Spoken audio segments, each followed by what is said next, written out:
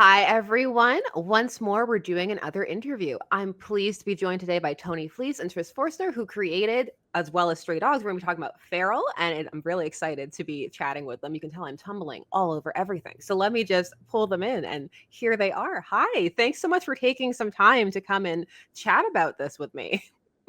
Thanks. Absolutely. Thank you for having us. I did a video about Feral on my channel, but I'm sure for people who have not heard about it, it's always best to hear about it from the creator's own mouth. So how would you describe Feral to people who have not heard of it before? Do you want to do it, Trish, or do you want me to do it?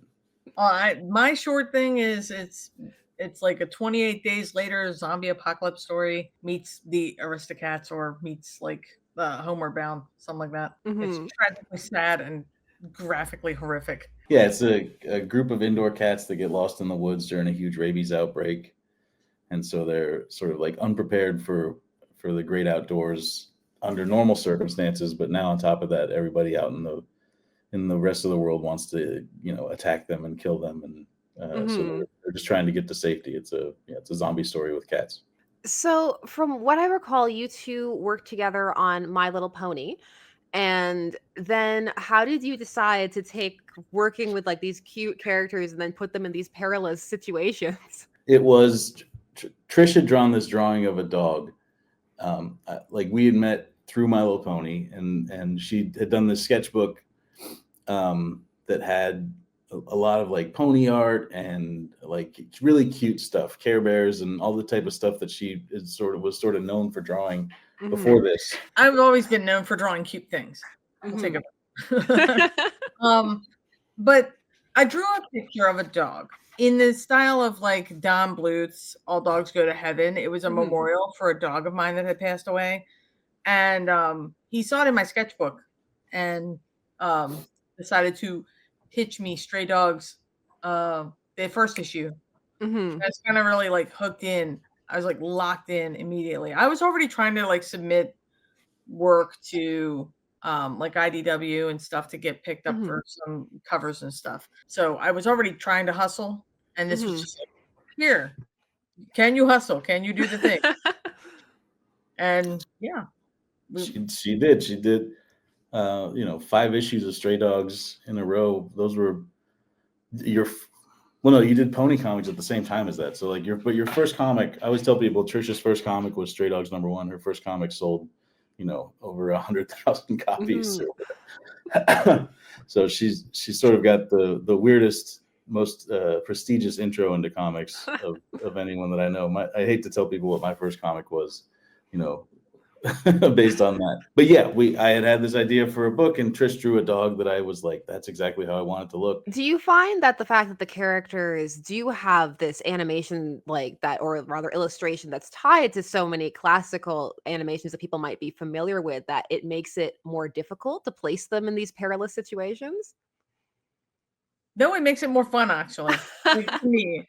Like at first I was like, these characters are too cute to hurt. And then, Victor, like once that happened, I was like, nope, all bets are off. We could just take it out. It's fine. That was the hardest one. You do it the first time, and then after that, you can just do it. Except for, we have lines. We're not monsters. We have lines. So what's the line? I don't want to hurt any kids. Yeah. Hurt the kids. Save the children. Yeah, that sort of was the whole point of the thing, was using that style to sort of try and catch people off guard, but not have it just be a gimmick, but have it be actually like the reason they draw those cartoons like that is so that you identify with them. Like the reason that the Disney cartoons have the big eyes and are anthropomorphized like that is so that you're watching that versus watching just like Milo and Otis is a bad example because you really identify with them, but like watching something with more realistic dogs, it's easier to put yourself in the position of these, sort of like adorable anthropomorphized characters. And that sort of came from ponies. Like it came from working in that place for that long and having spent all that time, putting people in the world of these 4-legged animals. Does that impact how you approach the horror tropes that you use? Not really. I mean, I'm just sort of trying to use, like, the way that it impacts it is in a good way. It's just basically figuring out what the different perspective is on all these things, you know, like, because there've been so many horror stories and horror movies with people. Obviously, there've been almost none with, you know, cats and dogs. So you have sort of like this whole new wide open playing field where it's like, well, they've never done it this way, or nobody's ever thought to try it this way. So it sort of opens up a lot of different avenues and a lot of different storytelling possibilities. When you were working on Stray Dogs, did you know that you wanted to do something with cats afterwards? I think that's kind of like the natural progression of thought, because everybody just, starts teasing. They're like, stray cats next, never thought of that before, but we wanted to work together again as a group. And so, like, I feel like we were just trying to figure out a way that we could make it happen that wasn't just like the next thing in line. Like, oh, excuse me. He's like, no cats. Yeah, Cloud was hoping for more dogs. Yeah, he's hoping for it. He's yelling at my neighbors. Yeah, we like Trish said, we just like working together, and we had sort of stumbled on this sort of, I don't want to say formula, but like it was sort of a kind of comic that didn't necessarily exist before then, you know, like kind of a niche. Yeah, there you go. We'd stumbled onto this thing that sort of felt new and felt like it was something that we had more to say about. And so it was just a matter of figuring out like what, obviously cats seems like a good next step. And it was just about figuring out like how to not do the same thing over again, how to capture the same sort of feeling and spirit, but do something different. Did you always conceive of it as an ongoing in terms of Feral? Once we figured out that it would be like zombies, then that was because certain stories have endings, you know, and that was always my favorite part of when Robert Kirkman would talk about The Walking Dead. Was he was just like, the part of zombie movies and zombie stories that I always hated was that they had endings, because it's just like, well, they just stop, they don't end. It's just the thing continues to be a problem, and we just stop following the story. And so I always liked that. And similarly, when we came up with that this would be analogous to a zombie story, then it was like, oh, this could, you know, we could go a million different ways with that. So let's do it for a long time. How long do you conceive being able to go with it? Man, conceive and being able are two different ones. Because like conceivably, I've always said like 50, 60 issues. I would love to do more if it just kept doing well. But comics is real tough right now. And so it's like, you know, we're just working on making sure we can continue to get there. I have a feeling we'll do, you know, 50 or 60 issues at least. So how has the reception to it been? It's been great. It's weird because Stray Dogs came out during it was a COVID comic, you know, came out during that huge like speculator boom, and there was all this sort of like lapsed readers had come back into comics, and we had a book that was different and specky because it had a movie option, and it had these variant covers, it had the horror covers, and so it was just like very collectible. And so it was at a time when way more people were sort of like talking about comics and paying attention to comics and reading comics because they're just at home, you know, not doing anything. And then stimulus checks and you know, however else you want to explain how those comics in 2021 were selling like that. And so Feral has not, you know, like Stray Dogs, we did like 5 printings, and you know, like, so we didn't do 5 printings, we did 3, you know. So it's this weird thing where you're like, how is it, as compared to Stray Dogs, it's not doing as well, but as compared to everything else, it's doing great. We were talking before too that you just went around to about 50 different comic shops, you know, talking all about it, which is really exciting that, you know, so many people are interested in the indie space because there's so much exciting work happening inside of it. Yeah, I think that the reception for Feral was very anticipated off of the heels of the success of Stray Dogs, right? And the shops have been very supportive. Part of the, you know, the idea of the tour was to, you know, of course, support the shops who supported us, and also engage them more, engage their communities more, Mhm. you know, and keep raising that awareness for these cats. Mhm. Yeah, the Feral Trade had just come out, and I had a few other books that were out in trade or about to be collected, and so it just seemed like a good time to go remind people, like, hey, you can jump on these books, you can stay on these books. You know, Mhm. when I was a kid, I didn't live like now. I live in Los Angeles, and there's a ton of comic signings. There's a ton of comic creators that live out here. But when I was a kid, it really made an impact on me, like what creators came to my town and signed Mhm. comics. There were only like 3 my whole childhood, you know. And so I Mhm. thought, like, maybe there's a way to have that sort of impact by just going to smaller places and places that, you know, that aren't just like the big chain stores, but are more, you know, like just some shops you never heard of, some shops that were brand new, and then also the big chain stores. And also, you know, so we just sort of like hit a bunch of places and try and um, I'm not, I don't have like a real defined marketing plan, but I'm just sort of Mhm. like, whatever comes along that's just like, well, let's try that, you know. So we're sort of just trying everything. Mhm. I think like the original, like with Stray Dogs, it was all very grassroots, you know, word of mouth, and Mhm. not like amazing campaign blitzes and Yeah. all of that.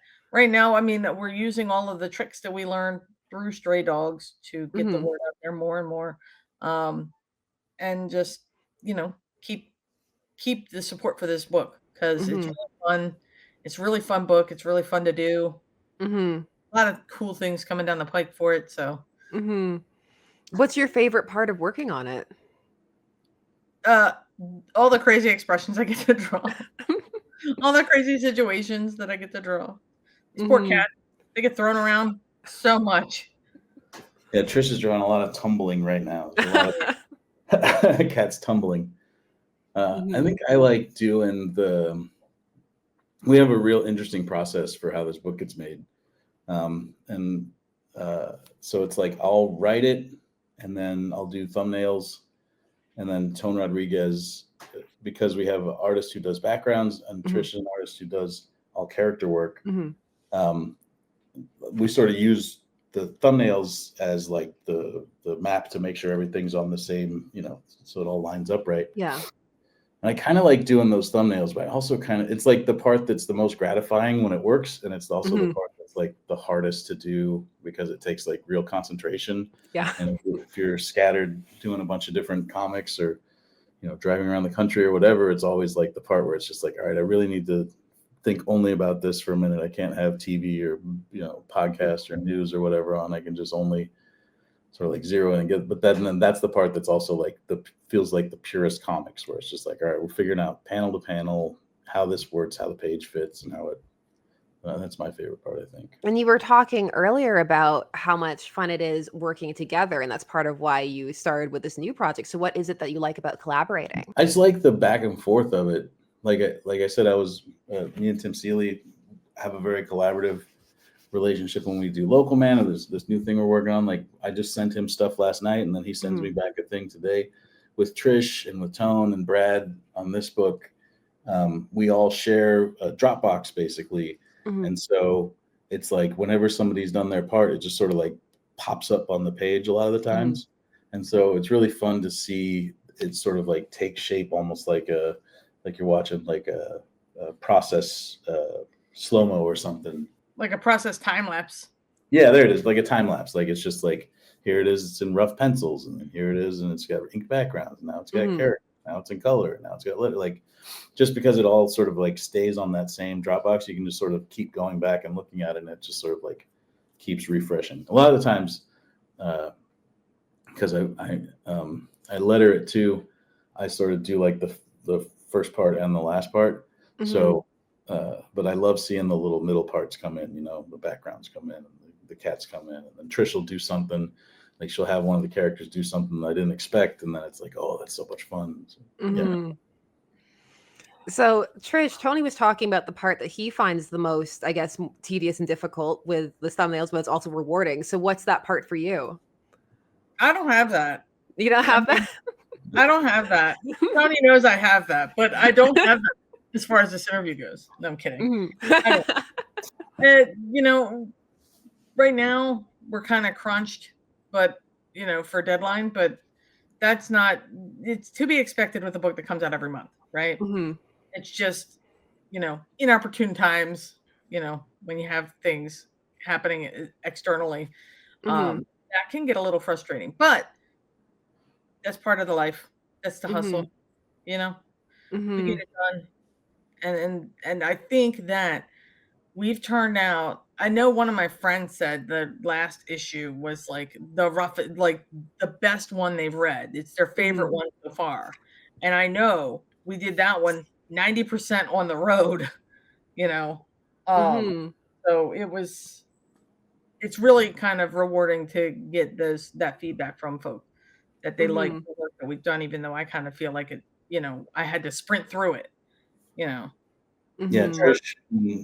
Trish and Brad both sort of end up being the last ones in the relay race, and so they're the ones that really have to sometimes, you know, if I'm doing 5 comics at a time or something, it's Mm-hmm. like I've definitely put us in spots where it's just like, sorry everybody, we gotta we gotta speed up here at the end. So, but you know, they always get it done. Always. I've acquired new technology that has allowed me to like work on my couch, which is fantastic. So, you know. Mm-hmm. How do you find finding that balance between working on all of those things at the same time? Oh, I Oh, don't. that's on you. Yeah. Yeah, So I your like eyes got huge. Balance with that. Yeah, no, that's for next year to figure out. This year was like, how many books can we make? How can we make these really good? And then hopefully next year will be like, you know, get back in shape and you know, go on a date, figure out what the rest of the world's been doing all this time. So this comic and the previous one have the horror element. Can you see each other working together for something that's a bit lighter? Huh. Or do you like working in that genre? I really do like doing this. It's like I said, we've sort of figured out this thing, this niche, Mhm. uh, and it feels like feel like it would be like spitting in God's eye to just be like, now we're doing a fun one, you know? This one's Like, all about fluffy unicorns. yeah, we did that before. We did Um, it. yeah, I We feel like started it's in the such a, light, ended up in the darkness. but all of our stuff also has sort of like, we get to do these light moments. I feel like what will probably happen more often than not is we'll find ways to put the light stuff into these dark places, because I think that's what makes the better horror stuff great. Not that it's funny, but it's just like relatably, you know, sometimes not everything is super serious all the time. Mhm. Like More we did balanced.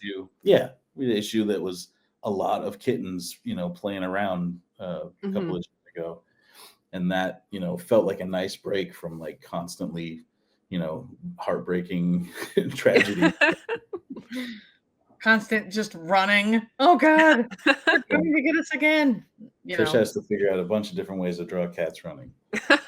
they're always running. These poor guys. They run. They get thrown around. Yeah. These are the most beat up cats I've ever seen. But they're There was a- resilient. yeah. What's the hardest way to draw them? Like, what's the hardest part of it? The hardest part of drawing them, like Mhm. sometimes it's always like a weird angle. Like in issue 8, when we get, you know, when we're in the, you know, the house, there's a lot Mhm. of overhead, like group shots. That is hard. My brain in a 3D space is shaky at best, but it gets there. I do get there. But Mhm. it, you know, it kind of, you know, you learn to think differently. And so, I mean, I think I've got the cats down. It was harder with the dogs for sure. But you Mhm. know, because of the way they're built overhead, they look like tanks when they're just like a Well, tank. now the dogs are all different shapes too, so they Yeah. had like you couldn't just like a cat. If you can draw one, you can draw another one. They're basically, you know, fatter, Shape. slimmer, or, you know, Yeah. Yeah, they the definitely shapes. have less breed variance Yeah. Yeah, than dogs do. Cats are a shape, dogs are breeds. I remember, like, because I said Trisha's first comic was Stray Dogs #1. I remember the first time we did an overhead in Stray Dogs had to have been the first overhead you'd ever even, considered, because you were just like, well, what's this now? And we sort of did like a back and forth where I was just like, all right, well, just sort of think about it like this. But you've cracked the case, My whole brain just broke that day. It was like entering the Matrix, coming out of it. Mm-hmm. Nothing is 2D side scrolling anymore. What are you doing? Yeah. Well, there's a lot of stuff that you never, unless you're just like a constantly like life drawing or thinking about stuff like that. If you're just like, when I was a kid, I just would draw different cartoon characters and stuff. And so, yeah, it wasn't until I was deep into, trying to make comics and varying up camera angles and stuff that I was ever like, well, how does it look when somebody's drawn from like 3/4 from behind them and above? Like it's just stuff. My favorite angle of all. Three cats in that panel. It's the best one. Overhead 3/4, looking down the hallway with 50 cats. But yeah, that might be the most like when I take the time, it's because there's a huge number of things happening in my brain at the same time, all of which could be simplified by just draw the damn thing. Yeah. Do you have a favorite issue between the two of you? 6 is my favorite. Yeah. The POV of Patch slipping silently into madness. Spoiler alert. Yeah, I was real happy with that one. Although, like I said, I think my brain is so full of like horror movies and gore and like my mom used to tell me that like when you put stuff in like that, it doesn't come out, And so I always think of issue 6 as being like, oh, it's just like a clever idea and like a sad story, but like when we talk to people, when we were out on the road signing books and people would come up and talk about issue 6, they would just be like, that was brutal, like that was heartbreaking, and I was just like, oh, all right, well, I wasn't trying to do that, I wasn't trying to hurt that bad, but it's nice, it's almost like you're trying to like turn the dial to the right spot on how hard you're hitting people. Going for 6, ending up on 11. Yeah. I really like issue 5 though. Speaking of ones that people thought were heartbreaking, it was definitely heartbreaking stuff in that issue, but there's a few panels in issue 5 that I'm just like, man, that's exactly what I was thinking when we had this idea, I like 6 a lot, I have to say. Like, it is that kind of breather, but in a really sad kind of way. It's like the horror becomes more emotional in that issue, which is, an interesting flip of the pace, even though you still have, some of those more overtly gruesome moments in it. So it's always interesting to see when a work can move into all of those different areas like that. Yeah, that's one of those things I was talking about when I said it sort of opens up these different avenues, just changing the perspective from a story about people to a story about cats. Like there's a bunch of stuff that can happen to a cat that's going into madness like that's different from if it's just a person wandering around. No, there's something about, those anthropomorphized characters that allows you to project onto them in a different way than with the human characters. In some ways, it almost comes across, based on some people's reactions, as deeper on occasion, just in terms of how it impacts them emotionally. Why do you think that is? I think it's exactly well, they can put themselves into the perspective of those characters, but more than that, like people love their cats, they love other people's cats. Like people like cats more than they like people, like generally, and just from the jump, right? Like when you meet a cat, you're not, unless you've had some sort of like bad experience or you're allergic or something, you're not like right away suspicious of like, what's this cat up to? And so it's sort of like a cheat when you're doing these stories that people will buy into. They want to know what these characters are up to more than they would. Like if Feral was just a story about, 3 people that get lost in the woods and there's an infection going on, like it might be okay, but it's not the same as, you're not going to get the same sort of level of involvement and investment as you do when it's cats. Plus you can crank the terror up a bit too, just because of how like crazy animals are when they're unhinged. You know, Mhm. to me, I think, people are predictable a little bit in their madness, but animals, man, there's a lot that's unknown, and you can make them look crazier. Like you can Mhm. exaggerate them more. And that adds a bit of an element to it because most people are used to seeing animals in that domesticated scenario, and so it's easy to forget how when they go feral, as it were, like, they can be quite terrifying. Yeah, they're just sort of built for survival. They're built for hunting, and so they got these sharp claws and teeth, and Mhm. sharper than us. Mhm. But then we've got dogs, and everybody loves dogs. Everybody gets sad when we hurt them. Poor babies. Do you have a favorite character, like, across or in one or the other? I mean, these are all my children. You're asking me Mhm. to pick my favorite child. But for Farrell, it was Patch. Always Mhm. Patch. Love Patch. He was Mhm. my son. And he didn't do anything wrong. Is Justice for Patch. heroic, really. Yeah. Justice for Patch. Um, and then, in Stray Dogs, my favorite, I don't know. They were all my favorites. I love to draw Killer the most. I think he Mhm. was the most fun to draw. Or Gucci. Gucci was always fun to draw. Gigi in Feral is based on a cat that I had when I was a kid. Just she was kind of a pudgy, sassy girl, you know, Mhm. and I love drawing her too. I like writing Lord the most because I like to do a character that can just sort of like word vomit, and Mhm. and then also like when something's the matter with him, you can sort of pull that all out and you're just Mhm. like, oh, this guy's not so much fun this time. What's going on? But overall, like I feel like Sophie and Stray Dogs was sort of like the first one that Trish designed. It was the first one that we sort of. I don't think we even really back and forth that much on Sophie. Like she just sort of nailed it, and it feels like this. It looks like a cartoon you haven't seen before, but it also feels instantly familiar. And Mhm. I was always real proud of that. And just having like, like we've done homages to the Stray Dogs cover for like other people's covers and stuff, and just Mhm. having that one drawing of Sophie that came out so cool and sort of like almost spells out like what the premise of these things is, right? It's just like a cute, scared dog, like. Mhm. Icon. She's the moment. Now that you've been working on these series for so long, what part of the process has evolved or changed? Well, doing a Feral as an ongoing, it definitely is like Stray Dogs was really nailed down all the way Mhm.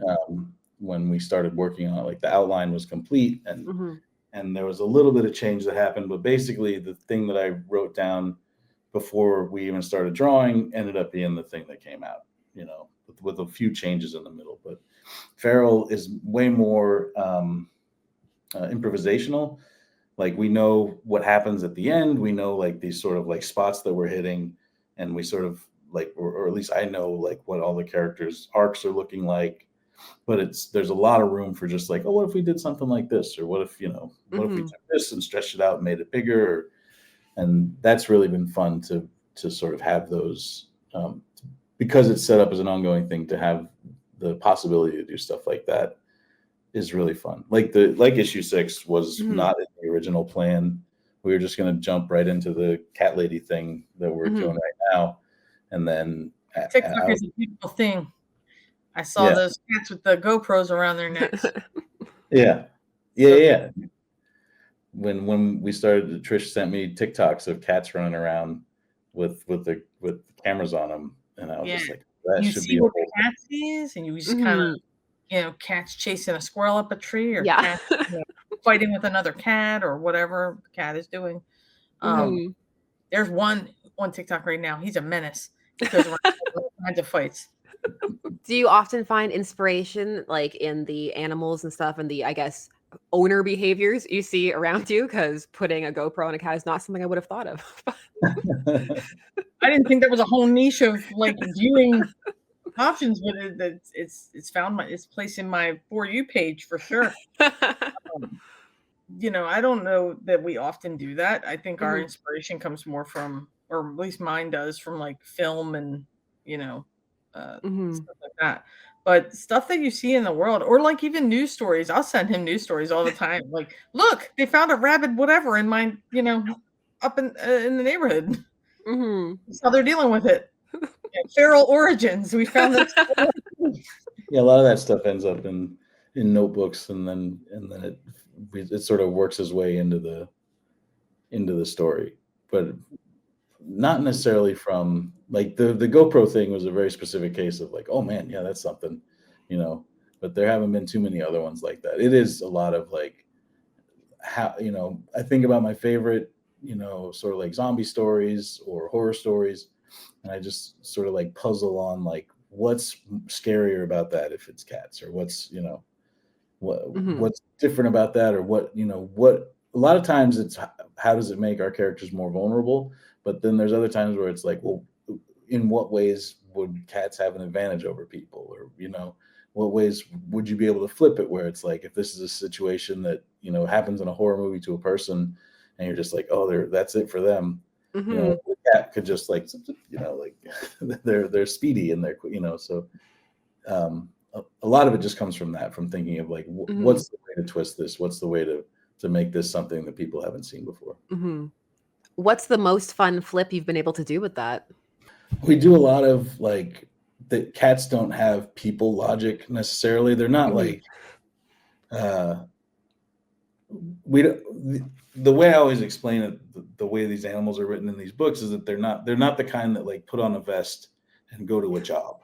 Like they're not, like a Hanna-Barbera cartoon. They're like they're regular cats. It's sort of like that thing when you're in a movie and somebody's like, let's split up, or some other stupid thing. Like, don't do that. These cats will like on a dime do something so dumb that you're just like, like, absolutely, why did you do that? But then you're just like, well, because that's what cats do. Like they get the zoomies and they just will do, which you can't do too much, because at a certain point, like I've like early on with Lord, I was like, let's make it, because even like I'll read reviews and stuff and people are like, this Lord is too much, like he's got to go, but because he was the cat. He was the cat with the like the ADHD, or like with the zoomies, that was just constantly like on something else, and so but having that as an option where like you can just be going along with the story and the cat will just run off or just do something, and that's sort of some of the most fun, I don't know if they're twists necessarily, but just sort of like left turns where something's happening, and then because they're cats, something else happens. We kind of incorporate a little bit of cat personality too, like just like, orange cat mentality, where they just got the single brain cell. Guilty of orange cat mentality, like just throughout this whole book. She's my favorite. I mean, even just like creating the characters early on, it was like, well, this is the kind of cat that doesn't care about when people come over. They like to be alone. They'll stay in the bedroom or whatever. They like to be alone. And then this is the kind of cat that craves being around people. And this is the kind of cat that's overexcited all the time. And this is the know-it-all, like the cat that feels like it's judging you, Yeah. Did you find that was more difficult to do with cats than with dogs? Because with dogs, you have the breed. Dogs love everybody. Like, yeah, that was sort of like cooked into Stray Dogs, is that these dogs are they're just happy to be there. They're happy to be taken care of, So it's more difficult with cats, but I feel like there's a lot of like different dogs act different ways, but on the whole, and especially the ones that we wrote, like these are just good dogs that just like hanging out, and they're happy, and they're none of them. The twist is that they are in a horrible situation, but for them, they feel content and they get cared for, and so they're just sort of like, oh, this is good. But cats, even if they, in some cases, even if they are content and cared for, it doesn't really change the way that their behavior is. Like if they're a high-strung cat, they're a high-strung cat. Yeah. No, for sure. Like I have 2 cats, and one just is. I'm actually surprised he's not here. Normally, he's around trying to get in and make all kinds of noise. So he's probably up to no good at this point. Out of respect for Feral, he's yes. He's like, this is clearly about cats, so I'm going to stay away. I want to be the next victim. So you mentioned being fans of horror films, and while there is some 28 Days Later in this, what are some other zombie influences that have kind of found their way in? Well, a big one is The Crazies, which is like the non-zombie George Romero one. Mm-hmm. It's exactly where those like men in yellow suits came from, and sort of the idea of, because it's like an early infection movie, Mm-hmm. and so a lot of it comes from The Crazies. All the Romero ones, but then because they're cats and because they're wolves or forest creatures, you sort of also get to do like your fast running, like they used to call them like Zack Snyder zombies. Mm-hmm. If you send me a fast running zombie, I'm out. I'm leaving this planet. No, it breaks the rules. It's like Just we live in the a old society. Yeah, give me the old style shambling zombies that really run. Fantastic. I'll just walk faster. That's fine. You give me one of these cats or dogs that we got running around in this wilderness? No. Out. I used to have a roommate, and we had a running conversation at like what point when things start to go bad, she would do that. And it was not even like zombies. It was just like, if they find extraterrestrials, that's it. We're She out. was really on the edge. She could be pushed over very easily. I already don't really run. So, I just, I'm going to accept my limitations and just check out. But yeah, zombie stuff, a lot of zombie stuff, but then also a lot of rabies. Like I reread some rabies stuff before we started, just to sort of like get my head in that place. Reread Cujo. And that's a lot of where that issue 6 sort of like internal monologue stuff came from, because there's those chapters in Cujo that are just from Cujo's point of view. And the only so I haven't read all of The Walking Dead or watched the TV show, just because I was working like crazy. Like there's big shows that I missed, like Lost, Walking Dead, sort of like in the zeitgeisty stuff of Game of Thrones. There is not a lot of inspiration from Walking Dead beyond the idea of a zombie story that doesn't end. But the trouble is, then I'll come up with stuff, and then our editor Dennis will be like, "Yeah, that's The Walking Dead. That they did that for a whole season." So, all right, well, we'll figure out some different way to do this. Yeah, well, the main character's a cat. Yeah, it's not The Walking Dead though, because they're cats. Because Elsie's gonna do something really unhinged here and ruin the whole thing. It's good though. It's good that there's someone looking out to make sure that that is avoided. Don't step on too many toes. Well, I can say that the rabies element definitely got to me. I don't know, rabies really freaks me out. So as soon as I saw that, I was like, this is going to freak me out, and I'm here for it. So yeah, I had a friend, my best friend from high school, a bat got into a cabin that he was staying in, and he got bit, and he had to get the rabies vaccine immediately, because they weren't sure. And it wasn't even the rabies that screwed him up, but that vaccine's so crazy. I mean, I'm not RFK Jr. I'm just he got screwed up by this rabies vaccine. He has to like bring his own linens now when he goes to hotels. He's allergic to like just sort of like, it's nothing to mess around with, that rabies. Did you know that was what you wanted the source of the infection to be from early on?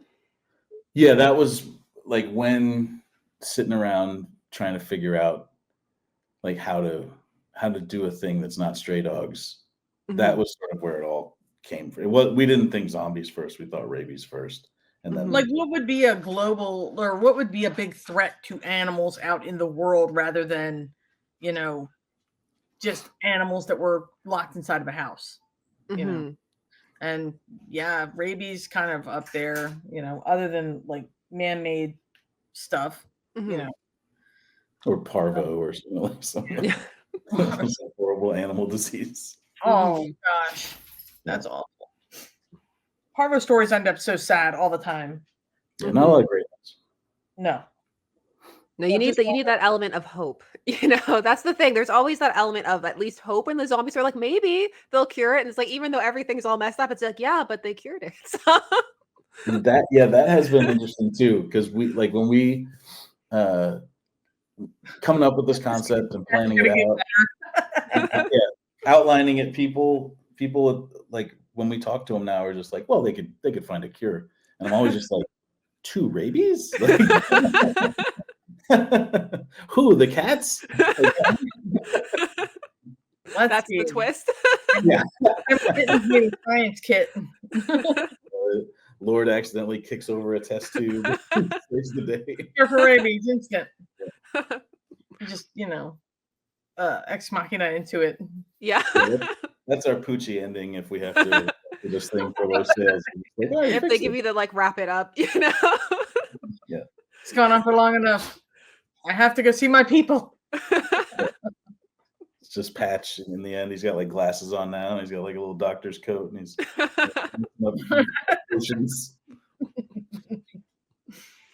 Well, for people who haven't checked it out as of yet, they definitely should. It's being published through Image. It's in comic stores. You can order it. There's digital. There's all kinds of different ways to get your hands on it. They do have those fun horror covers also for people who are the cover hunters out there, who I know are some of my viewers. But I just wanted to thank you so much for taking some time out of your days. I know you're really busy. So thank you so much for taking some time to discuss it. And is there anything you want to let the people know before we wrap up? Feral's available in trade paperback and single issues. If you read the trade paperback and you like it, think about hopping on the single issues because we come out every month, and it's sort of like built to be a cliffhanger style, sequential monthly periodical comic. So please check it out. Yeah, next month too, right? Second volume's in previews now. Oh, yeah, nice. So it'll be out early next year after issue 10 comes out. Mm-hmm. And also send in your pictures of cats. They put them in the bag. So. That's right. Every issue we print cat pictures. Well, thank you so much. Yeah, thank you for having us. Yeah, thanks. Thanks so much to everyone who made it to the end. Please be sure to check out Feral if you've been checking it out. Let me know what you think of it down below.